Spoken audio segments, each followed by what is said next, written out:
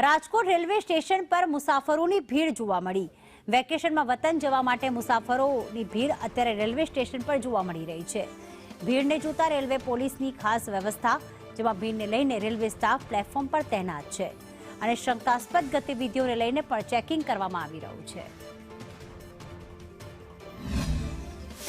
બહુ સારું ચેકિંગ છે અને આ રીતે ચેકિંગ જો સતત ચાલતું હોય તો બધાની સેફટી વાઇઝ ઘણું સારું છે। હું જોઉં છું ક્યારનો બધાના થેલા ચેક થાય છે, ડોગ સ્કોડ છે એ બધું સૂંઘે છે અને ટિકિટો ચેક થાય છે। આ રીતે જો વ્યવસ્થા હોય તો ક્યારેય કોઈ મુસાફરીમાં પ્રોબ્લેમ જ ન થાય। બાબતથી અહીંના પોલીસ સ્ટાફનું કામગીરી બહુ સારી છે, ચેકિંગ સારું કરે છે, વ્યવસ્થિત બધાના થેલા ચેક કરે છે, કોઈ બીજી કોઈ ડ્રગ્સ કે આ કોઈ નથી નીકળતું એના માટે બહુ સાવચેતી કાળજી લે છે। એ બાબતથી સ્ટાફને પોલીસ કર્મચારીઓનો ખૂબ ખૂબ આભાર માનું છું।